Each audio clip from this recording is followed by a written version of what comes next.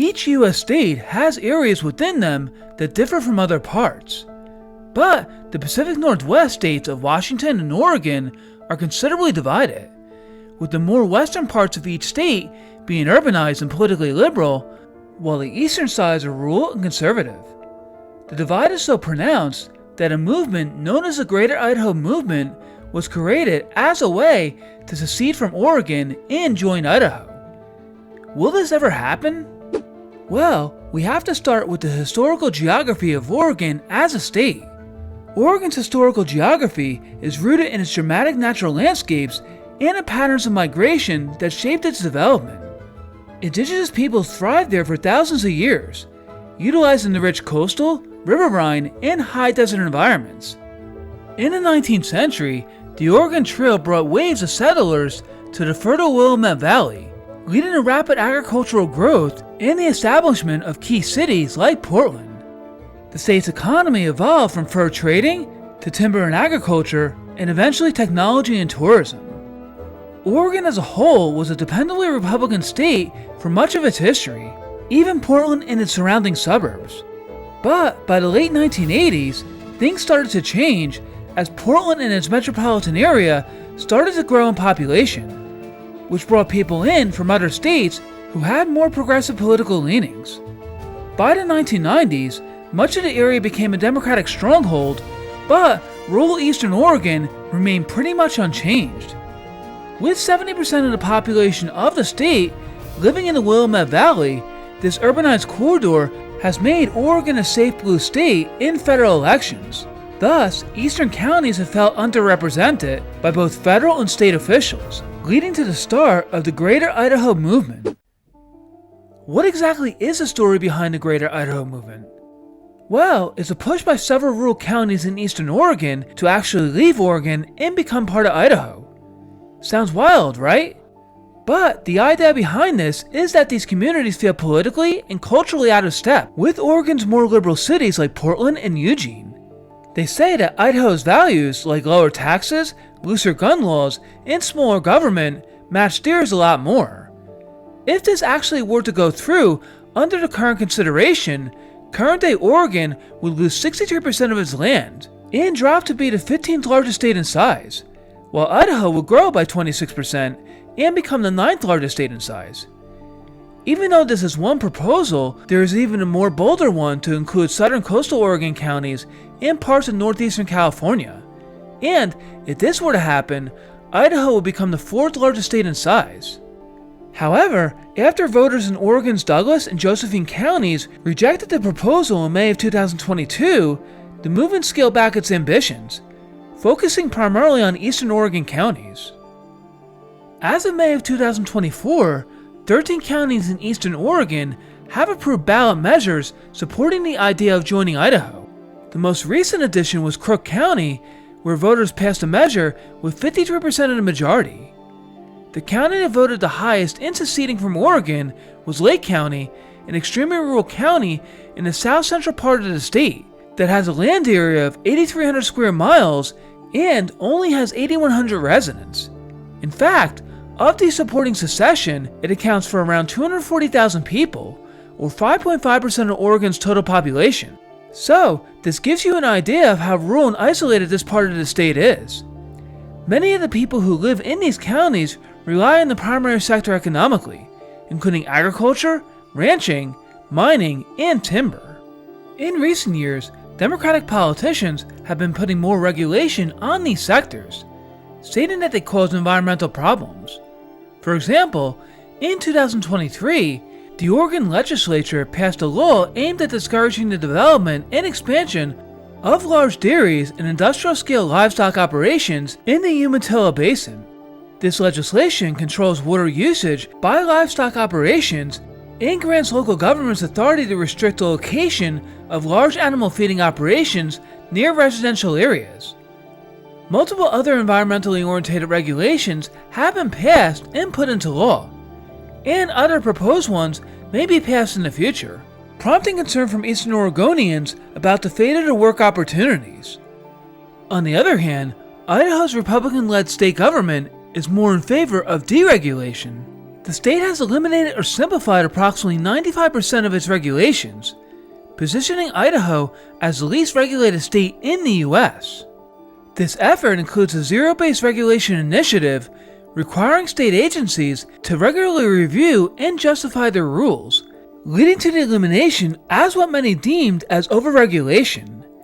Eastern Oregonians have been drawn to these policies, and this is one of the reasons why secession was passed in 13 counties. Then there are the social issues that separate Western and Eastern Oregon.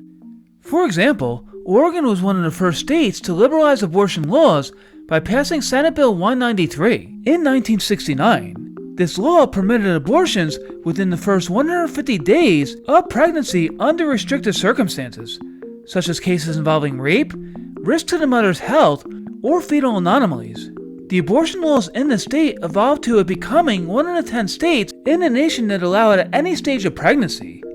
Meanwhile, Eastern Oregonians, being more socially conservative, are against abortion due to religious values and align more with Idaho, who, after Roe v. Wade was overturned, made abortion illegal with limited exceptions.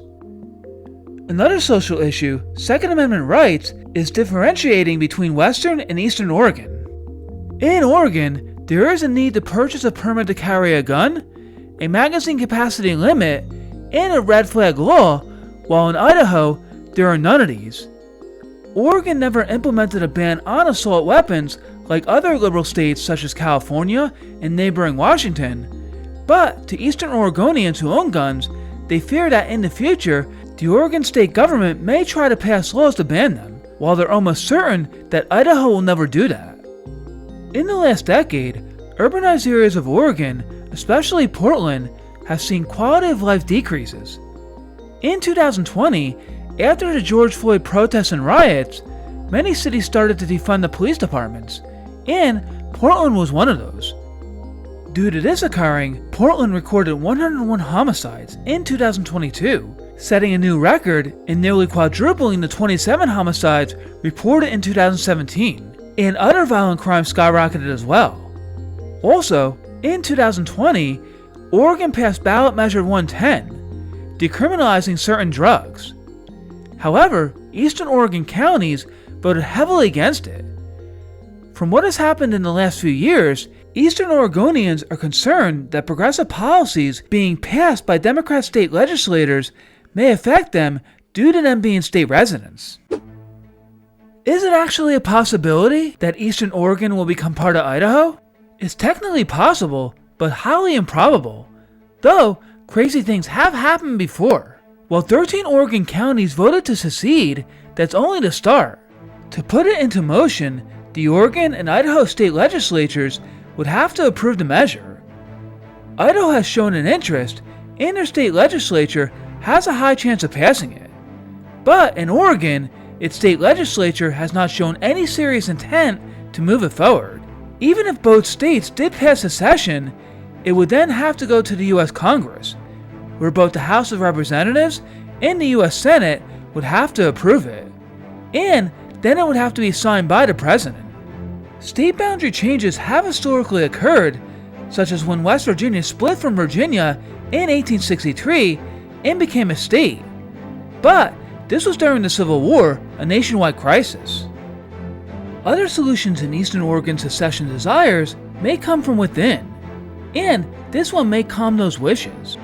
The 2022 Oregon gubernatorial election between Democrat Tina Kotek, a progressive, Republican Christine Drazen, and Independent Betsy Johnson, a centrist, was the closest election in a decade. Polls showed that the race was a toss-up, but Kotek won the election with 46.96% of the vote over Drazen's 43.54% of the vote, while Johnson received 8.36%. Some say that Johnson siphoned votes from Kotek, while others say she siphoned votes from Drazen. Nevertheless, the election was closer than recent ones, signaling a possible statewide shift in political spectrums. If this shift continues, Eastern Oregonians may feel less compelled to succeed. Still, Oregon hasn't had a Republican governor since 1987, and the state overall still leans Democrat. Another thing that may happen is migration. In the last 25 years, both Oregon and Idaho have grown considerably in population, with Oregon growing by 22.6% from 2000 to 2020, and Idaho growing 38.4%. However, from 2020 to 2024, Oregon only grew by 0.8%, while Idaho grew by 8.8%. Idaho's growth has been linked to factors such as a healthy job market and housing affordability, and nearly 34% of the growth has been from residents moving from expensive California, 10% from Washington, and 5.5% from Oregon. This leads to another question. Will Idaho change socially too? This can be a yes or no. The migration from the left coast has been connected to cost of living reasons, but it's safe to say that some of these people are politically liberal. Thus, this can eventually change the conservative fabric of Idaho. Yet, there may be some conservatives, such as Eastern Oregonians, who are part of the Greater Idaho Movement, who became fed up with progressive ideologies and left for that reason. There is skepticism that Eastern Oregon will ever join Idaho, but while other things have happened, besides Oregon, there have been and there are other secession movements, such as the Hawaii Sovereignty Movement, a grassroots political movement aimed at restoring Hawaii as an independent nation, the American Redoubt Movement, a political and cultural migration initiative that encourages conservative, libertarian, and Christian families to relocate to the inland northwestern United States, and regional secession ideas, such as most of Illinois separating from the Chicago area, and upstate New York separating from the New York City area. Keep in mind that many of these are usually supported by a minority of the population. However, the Greater Idaho Movement seems to have the most support out of any of them. Perhaps we may actually see this occur in our lifetime. Do you think that Eastern Oregon will ever end up joining Idaho? I'd love to hear your feedback, so please leave your opinions in the comment section below. That concludes this week's episode. Thank you so much for watching. I hope you enjoyed it, and if you like learning about the world, you found the right channel. So be sure to subscribe to my channel, Urban to Earth, to view more videos. Until next time!